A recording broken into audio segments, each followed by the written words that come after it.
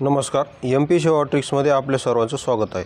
आता या व्हिडिओमध्ये आज आपण पॉलिटीचे काही प्रिवियस इयर क्वेश्चन पाहणार आहोत मूलभूत हक्कावरील आणि त्याचे आर्टिकल्स कसे लक्षात ठेवायचे याची भन्नाट ट्रिक्स या व्हिडिओमध्ये पाहणार आहोत, त्यामुळे व्हिडिओ शेवटपर्यंत पहा। बघा, अगोदर मी तुम्हाला आलेला प्रश्न दाखवतो आर्टिकल्सचा आणि त्यानंतर आपल्या ट्रिक्समधील आपली जी PDF आहे त्यामध्ये आपण प्रत्येक आर्टिकलचं ट्रिक्सनुसार कसं लक्षात ठेवायचं याची भन्नाट ट्रिक्स आपण येथे केलेली आहे। तर तुम्हाला अगोदर मी प्रश्न दाखवतो, नंतर या ट्रिक्स दाखवतो। तर पहा, प्रश्न काय आहे? तर प्रश्न आहे भारतीय संविधानातील अनुच्छेद रिकाम्या जागामध्ये सतसत विवेकबुद्धीचे स्वातंत्र्य, धर्माचे मुक्त प्रकटीकरण, आचरण व प्रसारासंबंधी स्वातंत्र्याचा अधिकार दिलेला आहे। तर असं कोणत्या कलमामध्ये आहे? तर PSI मेन्स ऑक्टोबर 2023ला हा प्रश्न आलेला आहे। काय विचारलेलं आहे की कोणत्या कलमानुसार आपल्याला कोणत्याही धर्माचा आपण प्रसार करू शकतो, त्याचं मुक्त आपण त्याचं आचरण करू शकतो।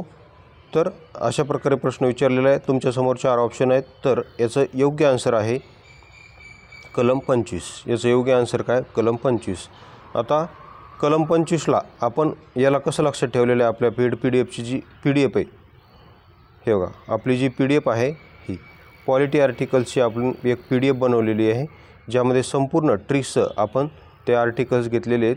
ती संपूर्ण PDF तुम्हाला हवी असेल तर या नंबरवर तुम्ही संपर्क करून ती PDF परचेस करू शकता।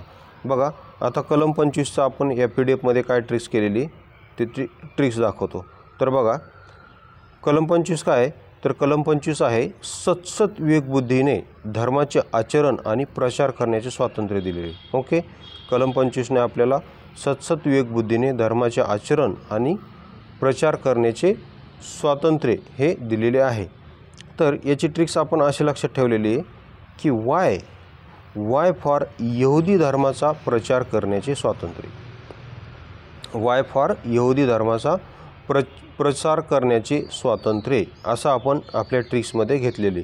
मग तुम्ही म्हणाल यहुदीच का, दुसरा कुठला का नाही?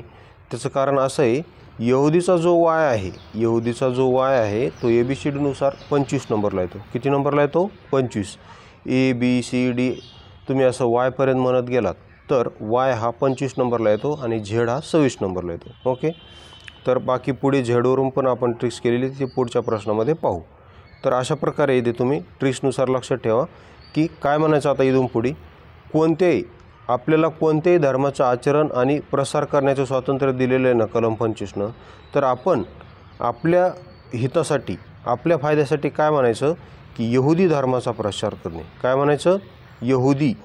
यहुदी धर्माचा आचरण आणि प्रसार करण्याचे स्वातंत्र्य आपल्याला आहे आणि यहुदी हा 25 नंबरला येतो म्हणून असं म्हणायचं। तसेच हे जे कलम 25 आहे का, हे जे कलम 25 आहे ना, हे भारतीय तसेच परकीय दोघांसाठी सुद्धा आहे। भारतीय तसेच परकीय दोघांसाठी सुद्धा आहे। तर मग तुम्ही असं लक्षात ठेवा, बघा, इंग्रजाच्या काळात ख्रिश्चन लोकांनी ख्रिश्चन धर्म प्रसार करण्यासाठी भारतात आले होते। तसं आता यहुदी लोक त्यांचा धर्म प्रचार करण्यासाठी भारतात येत आहेत असं लक्षात ठेवा। यहुदी लोक त्यांचा धर्म प्रचार करण्यासाठी भारतात येत आहेत का? कारण हे जे 25 कलम आहे हे भारतीय तसेच परकीय लोकांसाठी सुद्धा आहे, त्यामुळे तुम्ही त्याला तसं लक्षात ठेवू शकता। त्यानंतर पुढचा प्रश्न पाहू। बघा, पुढचा प्रश्न काय? तर पुढचा प्रश्न आहे अनुच्छेद 17। हे बघा, अनुच्छेद 17 अस्पृश्यांचे निर्मूलन करते आणि ती कोणत्याही स्वरूपात पाळणे कायद्यानुसार दंडनीय गुन्हा ठरवते। बघा, काय म्हणते की अनुच्छेद 17 हे, आता इथं योग्य विधान ओळखायचे आहेत की अनुच्छेद 17 अस्पृश्यतेचे निर्मूलन करते आणि कोणत्याही स्वरूपात पाळणे म्हणजे अस्पृश्यता पाळणे दंडनीय गुन्हा ठरते। तर हे अगदी बरोबर आहे। कलम 17मध्येच अस्पृश्यता बंदी दिलेली आहे। त्यानंतर B काय म्हणते की जून 1955मध्ये अस्पृश्यता गुन्हे कायदा अंमलात आला। हे पण बरोबर आहे। हे आर्टिकल्सशी संबंधित नाही, पण विधान बरोबर आहे ते पण। त्यामुळे आता आपल्याला फक्त आर्टिकल्स पाहायचं आहे की 17ला कसं लक्षात ठेवायचं, तर त्याची ट्रिक्स आता आपण पाहू। तर त्याची ट्रिक्स पहा। बघा इथं आपण 17ची ट्रिक्स दिलेली. तर 17ची ट्रिक्स काय आहे हे बघा. कलम 17 काय आहे, अस्पृश्यता नष्ट करणे. तर याला आपली ही जी पेड PDF आहे ट्रिक्स पॉलिटी आर्टिकल्सची पेड PDF, ज्यामध्ये आपण कलम 1 पासून 360 पर्यंत 368 पर्यंत, कलम 1 पासून 368 पर्यंत सर्व कलम ट्रिक्सनुसार कवर केलेले आहेत. प्रत्येक कलमाचा आपण ट्रिक्स बनवलेले आहे. बघू शकता तुम्ही इथे 17चं बनवलं आहे, इथे 18चं बनवलं आहे. मागच्या ठिकाणी तुम्हाला मी 25चं दाखवलं, 26चं दाखवलं, 27चं दाखवलं. संपूर्ण 1 पासून 368 पर्यंत संपूर्ण आर्टिकल्स आपण ट्रिक्ससह लक्षात ठेवलेले आहेत. आणि ट्रिक्सही एकदम अशा भन्नाट बनवलेल्या आहेत. उगाच पांचट माला उगाच काही पण बनवलेलं नाही आपण.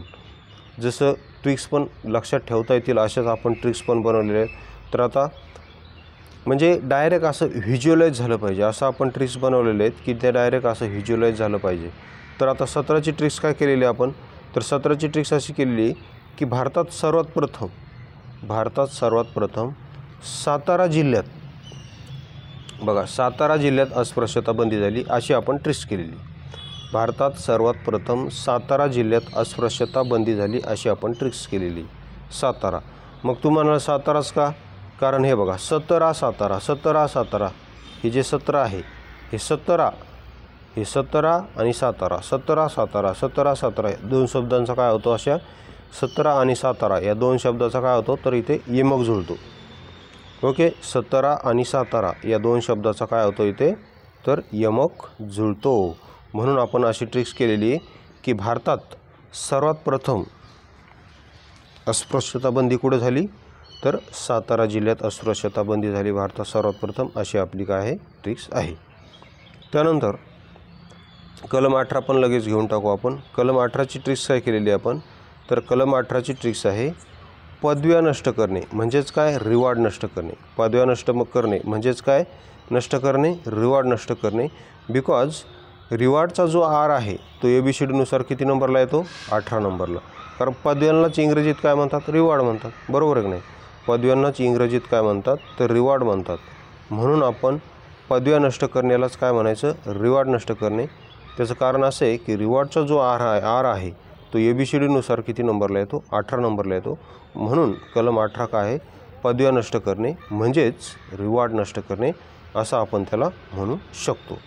आता आपण बाकी मागे कलम सोडून दिले होते ते पण पाहू. हे बघा 26 आणि 27 हे पण काय आहे ते पाहू आपण, कारण याच्यावर पण पुढे प्रश्न विचारलेला आहे. तर कलम 26 काय आहे, तर कलम 26 आहे धार्मिक व्यवस्थापनाचे स्वातंत्र्य. म्हणजे एखादी संस्था असेल तर त्या संस्थेला तिचं संपूर्ण धार्मिक व्यवस्थापन पाहण्याचं काय आहे, तिथं स्वातंत्र्य आहे. तर याची ट्रिक्स काय केलेली आहे आपण, एखाद्या संस्थेला त्या स्वतःच्या धर्माचं व्यवस्थापन पाहण्याचं A to Z स्वातंत्र्य आहे. काय आहे, A to Z. म्हणजे त्याच्यात राज्य सरकार बाकी कोणी हस्तक्षेप करणार नाही. जे काही A to Z व्यवस्थापन करायचं असेल ते त्यांचं करू शकतात, अशी आपण इथे ट्रिक्स केलेली आहे. A to Z स्वातंत्र्य पाहण्याचं त्यांना काय अधिकार आहे. मग A to Z असं का म्हणलं, A to Z, तर A to Z याच्यासाठी म्हणलं की Z हा ABCDनुसार 26 नंबरला येतो. किती नंबरला येतो, 26 नंबरला येतो. Z हा ABCDनुसार 26 नंबरला येतो. म्हणून आपण काय म्हणलं की एखाद्या संस्थेला त्या धर्माचं A to Z पाहण्याचं स्वातंत्र्य आहे. कारण Z हा 26 नंबरला येतो, म्हणून कलम 26 तशा प्रकारे लक्षात ठेवता येईल. त्यानंतर कलम 27 पहा, 27वर पण प्रश्न आलेला आहे. कलम 27 आहे धर्मासाठी कर न देण्याचे स्वातंत्र्य. कलम 27 काय आहे, तर कलम 27 आहे धर्मासाठी कर न देण्याचे स्वातंत्र्य. तर याची ट्रिक्स आपण काय केलेली, G फॉर GST न देण्याचे स्वातंत्र्य. G फॉर GST न देण्याचे स्वातंत्र्य असं आपण धर्मासाठी GST न देण्याचे स्वातंत्र्य. मग GSTच का म्हणलं, कारण GST हा एक कर आहे. GST काय आहे, GST एक हा कर आहे आणि GSTचा जो G आहे तो ABCDनुसार 7 नंबरला येतो. किती, 7. आणि 27मध्ये काय आहे, शेवटी 7 आहे. म्हणून अशा प्रकारे आपण त्याला लक्षात ठेवलेले आहे. आता आणखी काही डेमो दाखवतो मी तुम्हाला. आता हे पहा, हे काय म्हणत आहे की भारतीय राज्यघटनेतील खालील कोणत्या कलमाचा अर्थ असा होतो की सर्व ठिकाणी नागरिकांना खुली आहेत. सर्व ठिकाणी नागरिकांना खुली आहेत. म्हणजे धर्म, वंश, जात, लिंग आणि जन्मस्थान या कारणावरून भेदभाव केला जाणार नाही असं हे कलम आहे. म्हणजे सर्व सार्वजनिक ठिकाणी नागरिकांसाठी खुली आहेत, म्हणजे भेदभाव केला जाणार नाही. तर हे कलम आहे 15(2). काय आहे? 15(2). तर याची ट्रिक्स काय केलेली पहा आपण. ही बघा, याची ट्रिक्स आपली इथं आहे. तर याची ट्रिक्स आहे, कलम 15ची ट्रिक्स काय केलेली आहे की ध्वजालिंज म्हणजे काय? ध म्हणजे धर्म, व म्हणजे वंश, जा म्हणजे जात, ली म्हणजे लिंग आणि ज म्हणजे जन्मस्थान. या 5 कारणावरून भेदभाव केला जाणार नाही. या 5 कारणावरून कोणत्याही नागरिकात भेदभाव केला जाणार नाही. तर याची ट्रिक्स आपण काय केलेली आपल्या ह्या पेड PDF तर याची ट्रिक्स अशी केलेली आहे की या 5 कारणावरून पंढरपूर मंदिरात कुठल्याही व्यक्तीला दर्शनासाठी भेदभाव केला जाणार नाही. कारण पंढरपूर मंदिर काय आहे? एक सार्वजनिक ठिकाण आहे.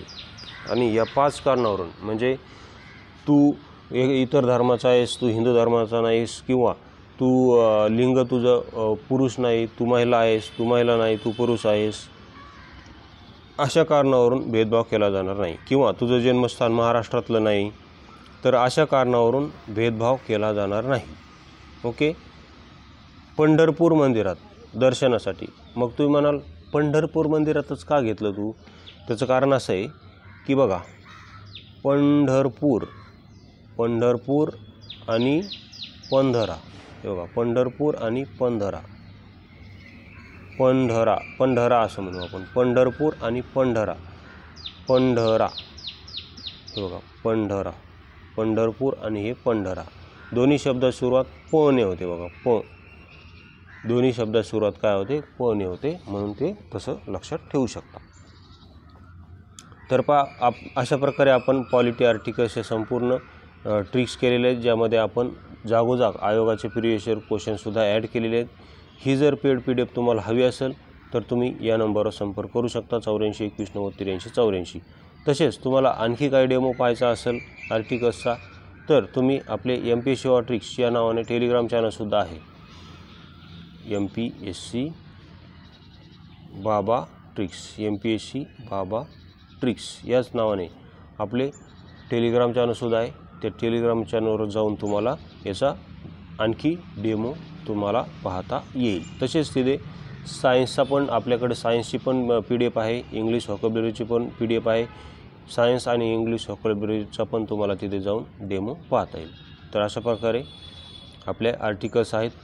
व्हिडिओ आवडला असेल तर चॅनलला सबस्क्राईब करायला विसरू नका. तसेच तुमच्या मित्रांना शेअर करायला विसरू नका. आणि पेड PDF नक्की घ्या. ज्यांनी पेड PDF घेतली त्यांना भरपूर मागच्या 1 जून कंबाईनला भरपूर फायदा झालेला आहे. 15पैकी 15 मार्क त्यांना पॉलिटीला आलेले आहेत. तर तुम्हीही पेड PDF परचेस करू शकता. अत्यंत रिजनेबल दर आपण त्यासाठी ठेवलेला आहे. व्हिडिओ पाहिल्याबद्दल धन्यवाद.